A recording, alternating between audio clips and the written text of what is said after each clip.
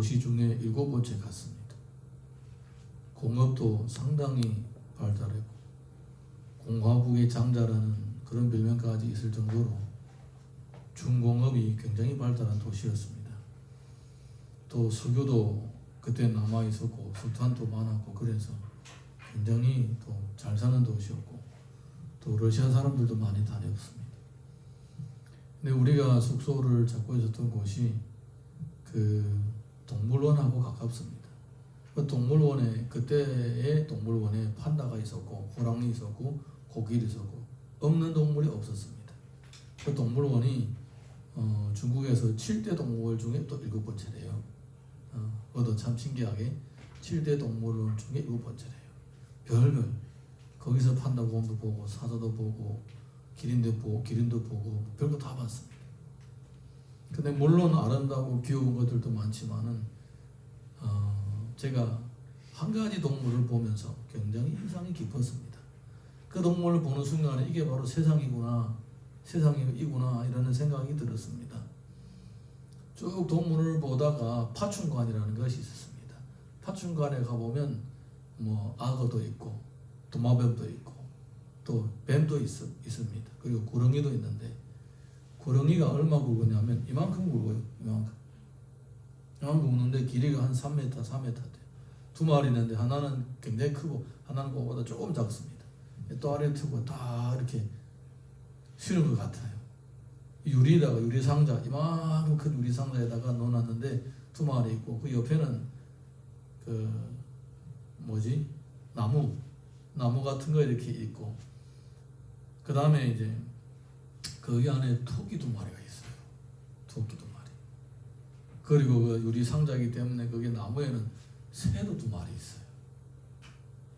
그래서 이제 궁금해서 물어봤더니 이거 왜 저 구렁이가 원래는 토끼를 잡아먹고 또 새도 잡아먹는 짐승인데 왜 안 잡아먹냐고 그랬더니 그 관리하는 사람이 친절하게 대답을 해주었어요. 이 구렁이가 배 부르면 안 먹는데요. 딱 먹고는 배 부르면 그냥 쉰대요. 그래서 그 토끼들이 구렁이와 같이 있는 거예요. 새도 구렁이와 같이. 새 어디 날아가겠습니까? 우리 상자 안에 새가 못 날아가죠. 언제든지 배고프면 먹을 수가 있습니다. 뭐 구렁이가 그렇게 지력이 발달해가지고 얘들은 뭐 어차피 도망 못 가는데 내가 배고플 때 먹겠다라고 놔둔 게 아닙니다. 그냥 배고프면 먹고 배 부르면 안 먹는 거예요. 그냥 배가 부르면 다른 것을 안 잡고 그냥 가만히 쉬는 거예요. 그래서 한번 배 부르게 먹으면 토끼 한 마리 잡아 먹으면 길면 보름씩 하고 빠르면 일주일씩 한대요. 한번 먹으면. 그래서 그동안은 가만히 있는 거예요. 그냥 가만히 있는 거예요. 그게 세상이라고 제가 느껴지더라고요. 세상에는 이제 큰 짐승도 있고 작은 짐승도 있고 그렇습니다. 큰 짐승이 작은 짐승을 잡아먹습니다. 작은 짐승은 또 풀 먹고 그렇게 풀은 또 땅에 나는 영양소를 빨아먹고 물을 빨아먹고 햇빛 보면서 자라고 열매 맺고 그렇게 하는 것입니다. 이게 제일 위에 있는 그 높은 먹이사슬 가장 위에 있는 존재가 뭐냐? 사람이에요. 사람. 그렇죠? 근데 사람은 안 그래요. 사람은 배 고프든 배가 부르든 그거 떠나서 욕심이라는 게 있어요. 욕심이라는 게. 동물들은 배 부르면 더 이상 욕심을 안 내는데 심지어 돼지도요. 배 부르게 먹으면 안 먹습니다. 사람은 절대로 그렇지 않습니다. 사람은 욕심이라는 게 있어가지고 뭘 얻었잖아요. 100만 원 벌면 200만 원 벌고 싶고 200만 원 벌면 300만 원 벌고 싶고 300만 원 벌면 1000만 원 벌고 싶고 아우 쉽네. 할 수 있겠다. 1000만 원 벌면 뭐 2천만 원으로 가자. 한 5천 정도 벌면 1억으로 가자. 이렇게 되는 거예요. 그게 인간의 욕심이에요. 욕심. 그럼 인간이 진짜 먹이사슬 위에 맨 높은 위에 꼭대기에 있느냐? 그렇지 않습니다. 인간은 자기가 스스로 자기가 먹이사슬 위에 제일 높은 데 있다고 생각하지만 사실 인간 위에 하나님이 계십니다. 할렐루야. 하나님은 구렁이 위에는 사람이 있습니다. 사람 위에는 하나님이 계십니다. 하나님은요 자기 원리를 따라서 사람을 만드신 것이고 또 만물을 만드셨습니다. 그래서 만물 유독 사람 빼놓고는 만물은 전부 다 하나님의 성품을 정말 많이 담은 거예요. 정말 많이 담은 거예요. 하나님은요, 죄를 짓는 사람은 징벌을 하시고 또 형벌을 하시거나 심판을 하십니다. 그런데 이 심판을 할 때 마구잡이로 심판하는 게 아닙니다. 분량이 딱 있는 거예요. 요만큼만 딱 심판하시고 죄를 지은 것만큼만 딱 심판하시고는 그 다음에는 딱 끝나는 거예요. 네. 오늘 우리가 에스겔서를 볼 때에 에스겔서에서 바로 그 얘기를 하고 있는 것입니다. 이스라엘 사람들이 하나님으로부터 형벌을 받는데 얼만큼 받았느냐? 더도 말고 덜도 말고 딱 그들이 죄를 지은 것만큼만 형벌을 받은 거예요. 네. 그들은 죄를 지은 것만큼. 그럼 그들이 죄를 얼마나 졌느냐? 너무나 많이 죄를 져가지고 그래서 벌도 많이 받은 거예요. 그러면 벌 받고 끝났느냐? 끝나지 않았습니다. 우리는 여기에서 참 놀라운 것을 발견하게 됩니다. 오늘 우리 본문의 말씀 53절에서 54절 읽어보겠습니다. 시작. 내가 그들의 사로잡힘 그 소돔과 그의 딸들의 사로잡힘과 사마리아와 그의 딸들의 사로잡힘과 그들 중에 너희의 사로잡힌 자의 사로잡힘을 풀어주어 내가 내 수욕을 담당하고 내가 행한 모든 일로 말미암아 부끄럽게 하리니 이는 내가 그들에게 위로가 됨이라. 네. 소돔도 사로잡혔고 사마리아도 사로잡혔습니다. 다 사로잡힌 거예요. 그리고 유다도 사로잡혔습니다. 그런데 그 중에 제일 죄가 많은 사람들은 누구냐? 바로 유다 사람이라는 거예요. 유다 사람이라는 거예요. 나중에 풀어줄 때에 순서가 있습니다. 소돔도 풀어주고 사마리아도 풀어주고 마지막에 유다를 풀어주는 거예요. 왜 그런가? 그들의 죄가 많기 때문에 그렇습니다. 오늘 뉴스 보니까 고현정, 여러분 아십니까? 고현정 누군지? 아십니까? 뉴스 좀 보시는군요. 무기도형 떨어졌더라고요. 어떤 사람들 아니다 사연 고유정이에요? 네, 그럴 거예요. 아니 뭐요? 고유정이에요. 제가 잘못 불렀습니까? 네, 고유정 용서해 주세요. 고유정. 네, 그랬습니다. 왜 그렇게 벌을 중하게 내렸는데도 사람들은 더 벌을 내렸는데 아예 사형을 했다고 합니까? 그만큼 죄가 크기 때문에 그런 거예요. 네, 되게 크죠. 죄가 크면 형벌도 큰 거예요. 네, 죽어도 모자랄 정도로 죄가 큰 거예요. 네, 이스라엘 백성들이 유다 백성들이 그랬다라는 겁니다. 유다 백성들의 죄는 정말로 커서 하나님은 얼마 동안 그들에게 벌을 내리시느냐? 70년 동안 내리셨습니다. 70년 동안. 두 세대, 한 세대 지나고 또 다른 세대 올 때까지 70년 동안 벌을 내리신 것입니다. 여러분, 우리가 아직까지 이렇게 뻔뻔스럽게 하나님 앞에 예배 드릴 수 있는 것은 그만큼 죄를 덜 졌기 때문에 그런 거예요. 죄를 많이 지면요 하나님 앞에 나올 수도 없어요. 네, 죄에 얽매여 있고 죄에 얽매여 있고 아니면 죄가 발각돼 가지고 감옥에 갇혔든지 아니면 죄가 커서 나가다가 뭐 벼락 맞아 죽든지 그런 거예요. 여기 예배 자리에 올 수 있다는 거는 그래도 하나님 보시기에 너는 좀 더 살아라. 너 아직 죽을 죄를 안 졌구나. 그렇게 놔두시는 거예요. 할렐루야. 예. 너무 리얼하게 표현을 했나요? 실제로 그런 거예요. 할렐루야. 공의로우신 하나님께서 정부와 나라와 아니면 자연 여러 가지 방법을 통하여서 죄인들을 징벌하시는 것입니다. 예. 감사할 수 있기 바랍니다. 그래도 은혜 가운데서 살다 보니까 실수도 하고 잘못도 저지르고 때로는 죄를 저질러도 다행히 그래도 죽을 죄를 안 져가지고 성령께서 붙들어 주셔서 죽을 죄를 안 져서 그래도 예배 때가 되면 주 앞에 나와 예배 드릴 수가 있게 되는 겁니다. 아니면 이 사람들이처럼 이렇게 하면 한 세대가 지나도록 계속 이렇게 노예 생활을 해야 되는 것입니다. 얼마나 비참합니까? 하나님은 그들의 죄가 다 끝나게 되니까 그들의 죄의 형벌이 딱 끝나니까 바로 그들을 회복시켜 주십니다. 기다렸다는 뜻으로 당장 가서 그냥 풀어주시는 거예요. 왜냐하면 하나님의 뜻은 그들에게 형벌을 내리시는 것이 아니라 하나님의 뜻은 그들의 죄를 빨리 해결해 주시고 그들에게 자유를 주시는 것이 그것이 하나님의 뜻입니다. 예레미야서 27장 8절 보게 되면 이런 말씀이 있습니다. 시작. 여호와의 말씀이니라 바벨론 왕 느부갓네살을 섬기지 아니하며 그 목으로 바벨론의 왕의 멍에를 매지 아니하는 백성과 나라는 내가 그들이 멸망하기까지 칼과 기근과 전염병으로 그 민족을 벌하리라. 하나님은 어떤 사람을 벌하신다고 했습니까? 바벨론 왕 느부갓네살의 멍에를 매지 않은 사람을 벌하시겠다라고 하셨습니다. 그런데 이스라엘 백성들은 이 말대로 하지 않는 겁니다.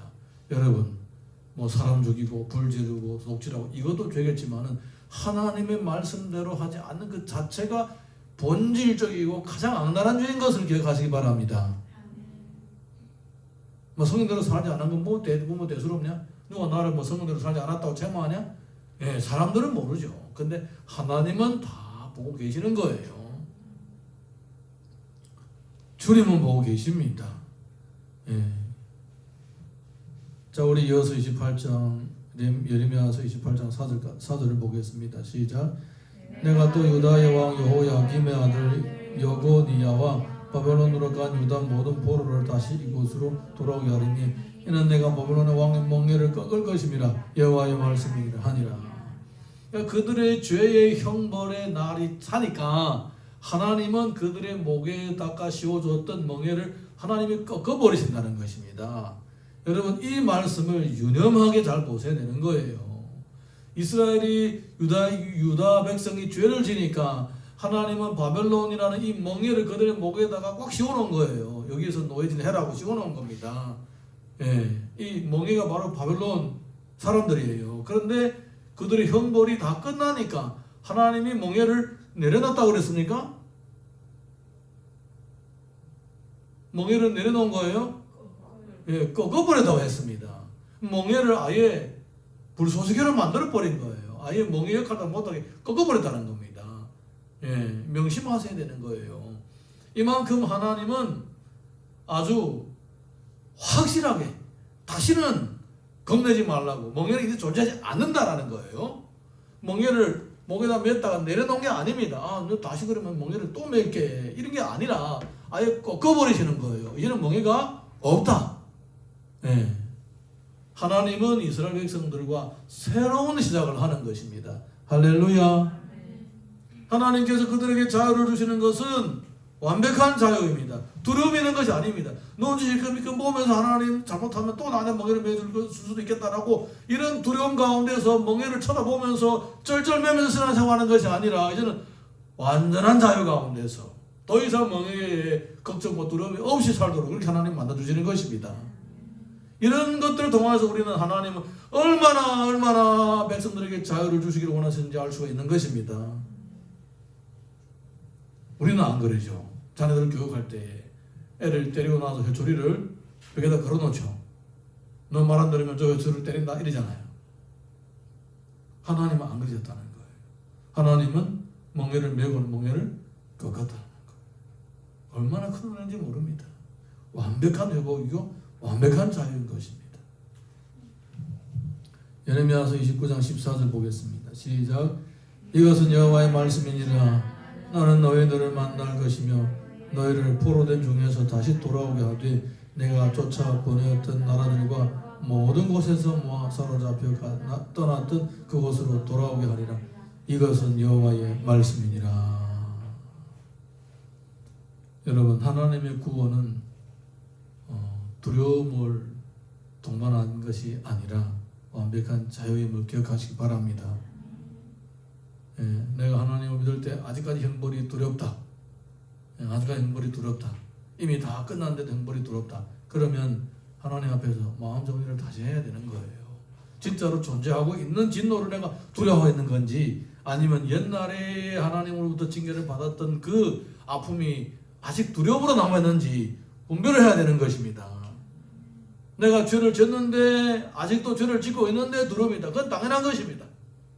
그런데 이미 내가 그걸 완벽하게 해결했는데 그래서 두려움이 남아있다. 그건 사탄이 주는 두려움이에요. 하나님은 노예를 어떻게 하셨다고요? 꺾어버리셨습니다. 그 죄는 지나간 죄는 이미 다 해결된 것입니다.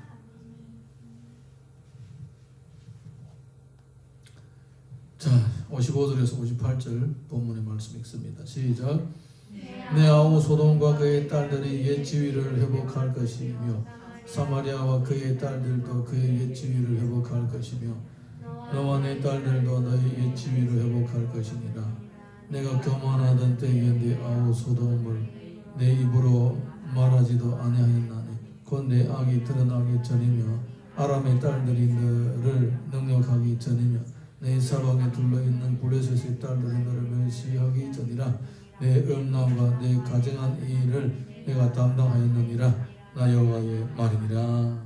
하나님은 그들에게 자유를 주시는데 그냥 풀어주고 마음대로 하도록 한 것이 아니라 예전에 누렸던 그 영광을 다시 되찾아 주시는 것입니다.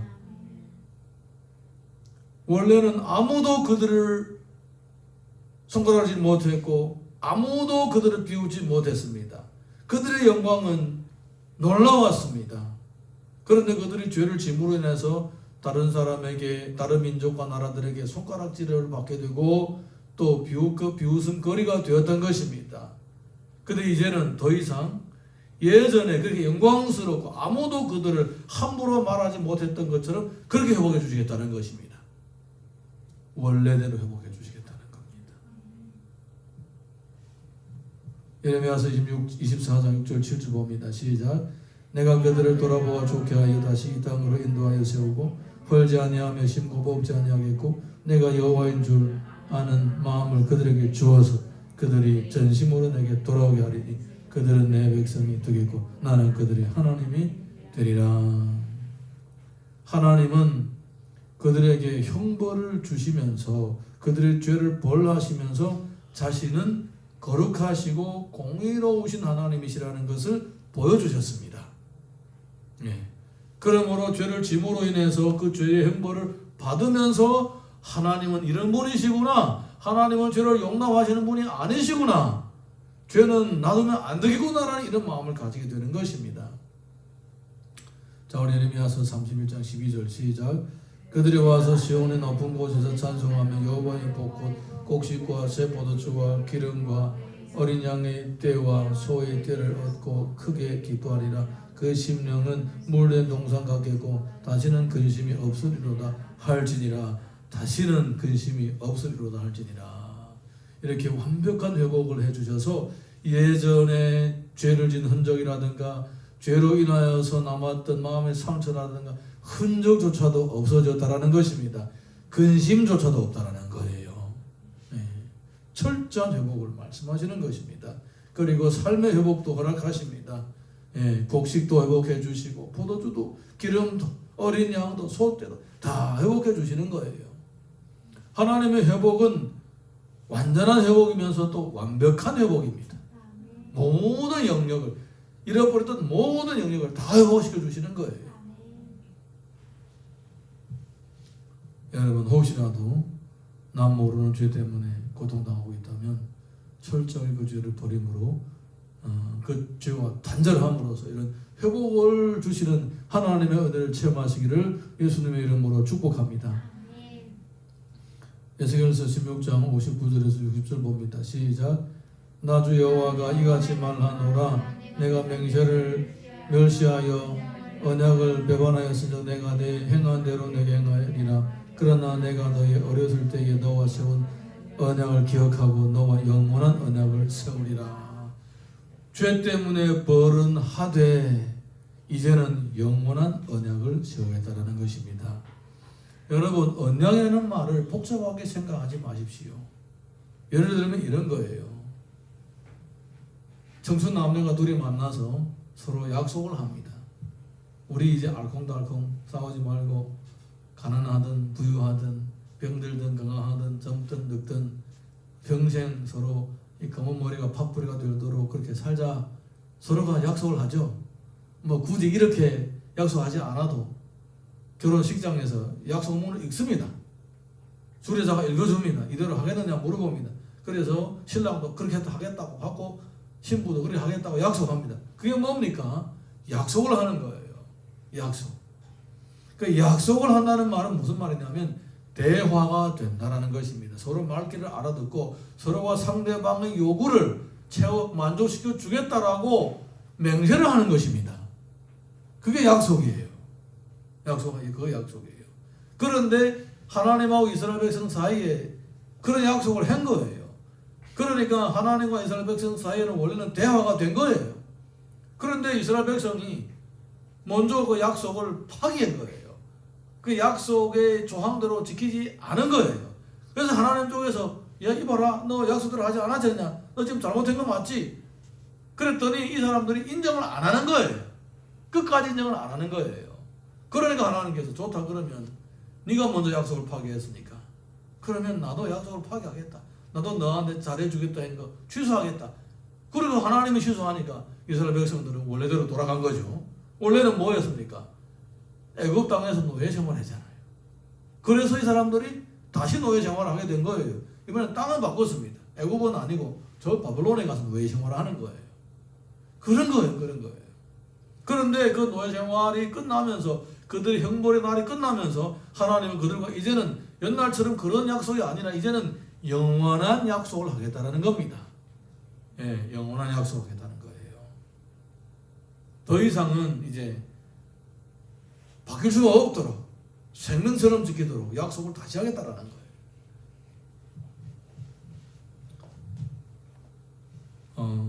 우리 마을에 12호였습니다. 조그만 마을이었는데 우리 내나 또래 나하고 정동갑이는 없고 나보다 나이가 한 살 더 많은 애들이 4명 있었고 나보다 나이 1살 어린 애들이 2명 있었습니다. 우리 다 같이 잘 놀았습니다. 비슷비슷하니까. 나하고 친하게 노는 애가 하나 있었는데 나는 생일이 좀 늦다 보니까 나보다 1살 어린 생일이 좀 일찍 한 애하고 많이 놀았습니다. 그런데 이제 그리고 꼬마들 데리고 다녔습니다. 2살보다 어린, 우리보다 2살 어린 애들, 3살 어린 애들 데리고 놀기도 했는데 그때는 우리 약속할 때에 뭘 유행했냐면 둘이 이제 우리 결의 형제를 맺고 한 10살 때 그런 약속을 했습니다. 결의 형제를 맺고 힘들 때도 같이 하고 싸울 때도 같이 싸워줄 그런 결의 형제를 맺자. 그러면서 뭐 하느냐면 그때는 이것도 몰랐습니다. 뭐 하냐, 머리를 뽑았어요. 머리 한 가락을 서로 이렇게 이리 와봐. 머리 하나 뽑아. 또 머리 들이대고 하나 뽑아. 그래요. 이 머리를 두 개를 비벼가지고 날려버립니다. 날려버리는 거예요. 우리는 그렇게 약속했어요. 그러면서 만약에 우리들 둘 중에 누가 약속을 안 지키면 그 사람은 이 자리에 와서 다시 이 머리카락을 찾아야 된다. 그래야 약속을 어길 자격이 주어진다. 서로 수가 있어요. 비벼가지고 날려버렸는데 예, 그렇게 약속을 했습니다. 다 애들 장난이죠. 그런데 사람이 말한 것은 애인지 어른인지 말하면 말이 씨앗이 되어가지고 그것에 대한 책임이 생기게 되는 거예요. 예. 그게 사람의 인격이기 때문에 그런 거예요. 할렐루야.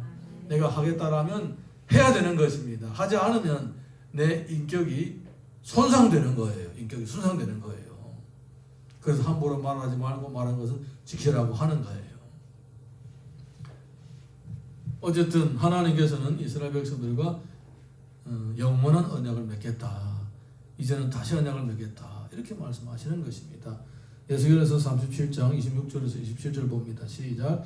내가 그들과 화평의 언약을 세워서 영원한 언약이 되게 하고 또 그들을 견고하고 번성하게 하며 내 성소를 그 가운데에 세워서 영원히 이르게 하리니 내 초소가 그들 가운데 있을 것이며 나는 그들의 하나님이 되고 그들은 내 백성이 되리라. 언약을 파기했으니까 이제는 서로 언약을 지킬 의무가 없는 거예요. 그런데 하나님은 이제 다시 언약을 맺자. 이리 와봐. 우리 다시 좀 얘기를 하자. 이런 것입니다. 하나님은 이스라엘 백성들을 다시 불러서 이제 우리 얘기 좀 하자. 이제 우리 새롭게 시작하자. 그것입니다.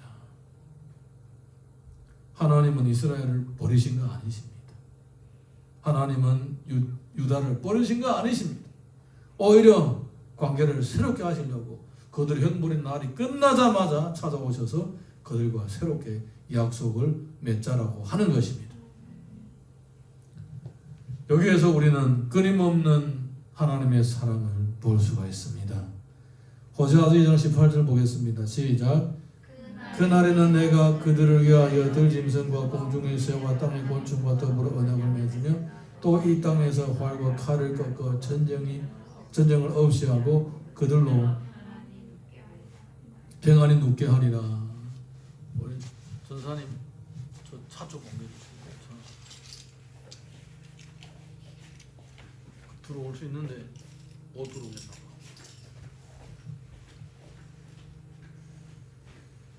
저는 차 빼달라고 하는 사람 외에는 예배 시간에 전화 오는 사람이 없어요.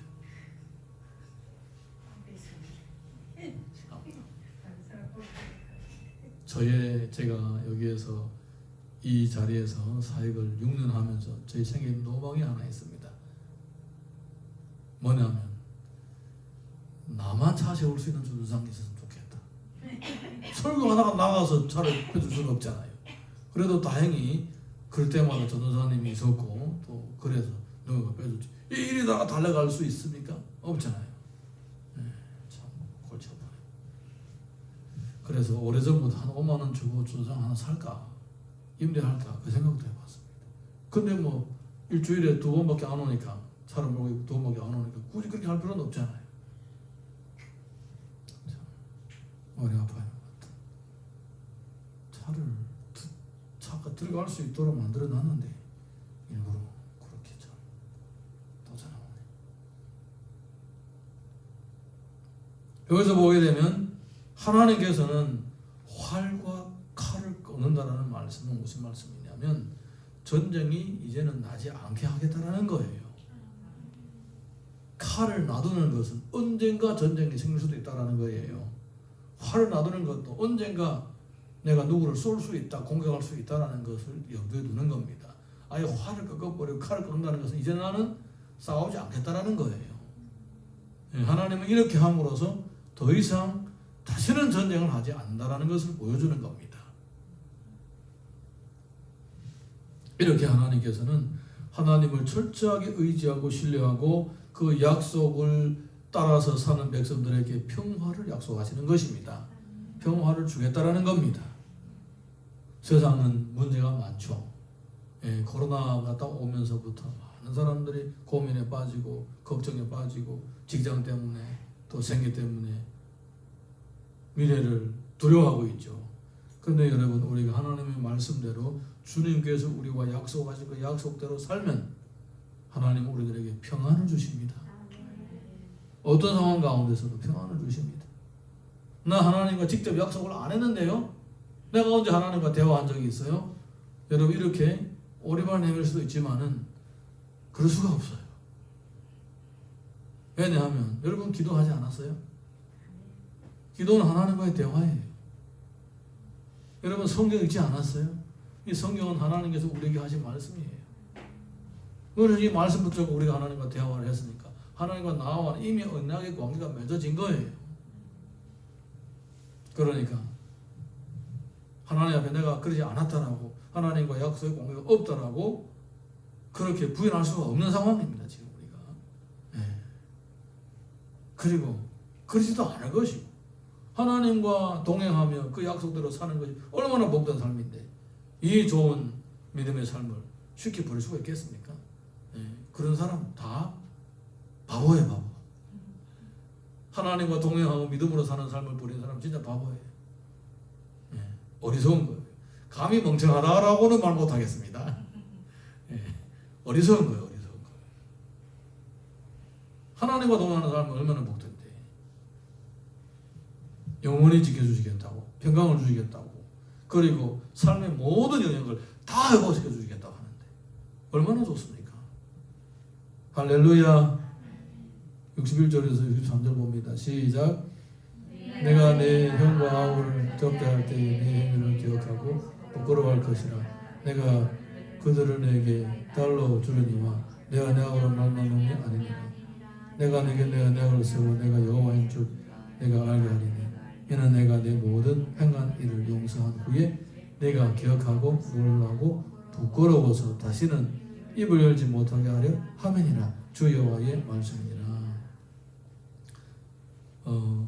이제 관계를 다시 회복하면서 하나님은 더 이상 그들의 죄를 기억하지 않으시고 그들도 이제 옛날에 자기들이 죄를 짓던 것을 이제 부끄럽게 생각하고 다시는 짓지 않게 해주겠다라는 것입니다.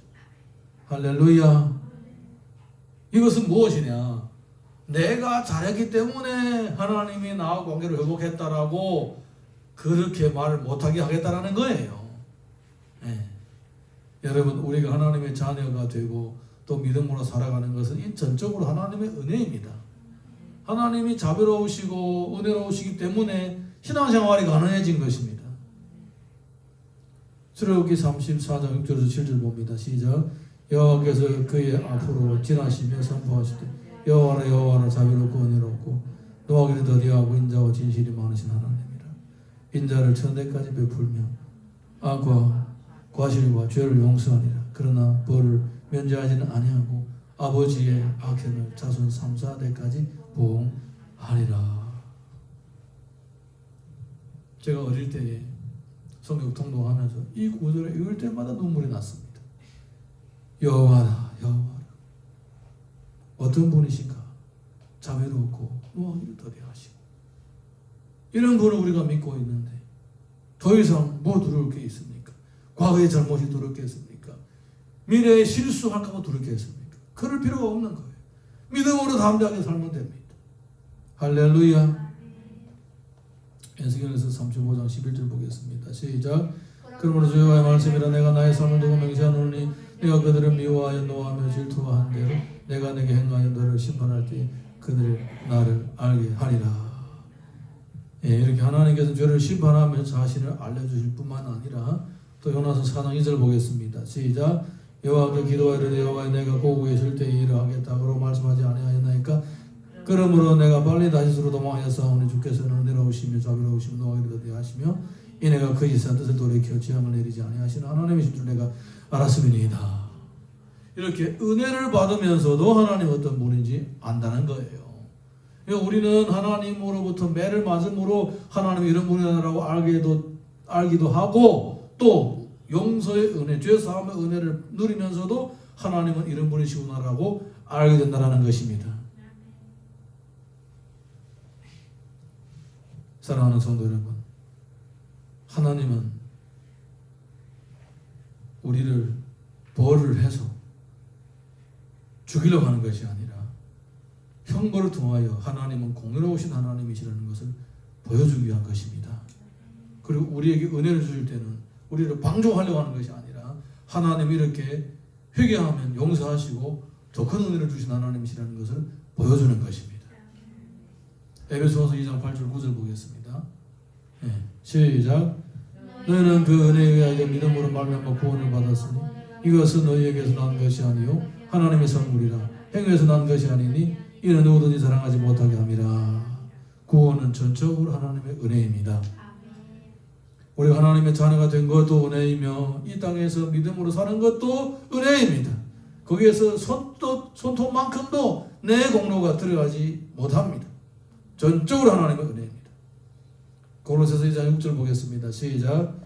이 복음이 이미 너희에게 이르매 너희가 듣고 참으로 하나님의 은혜를 깨달은 날부터 너희 중에서와 같이 또한 온 천에서도 열매를 맺어 지느니라. 사랑하는 성도 여러분, 복음이 언제 우리에게서 열매를 맺어집니까? 우리가 지금 누리고 있는 것은 전부 다 하나님의 은혜라는 것을 깨달은 데부터 열매가 맺어지는 것입니다. 히브리서 4장 16절 봅니다. 시작. 그러므로 우리는 긍휼하심을 받고 때를 따라 도는 은혜를 얻기 위하여 은혜의 보좌 앞에 담대히 나아갈 것이니라. 매일마다 그 은혜의 보좌 앞에 나아갈 수 있는 담대함과 용기를 가질 수 있기를 주님의 이름으로 축복합니다. 자, 우리 자리에서 다 일어나셔서 찬양 하나 부르겠습니다.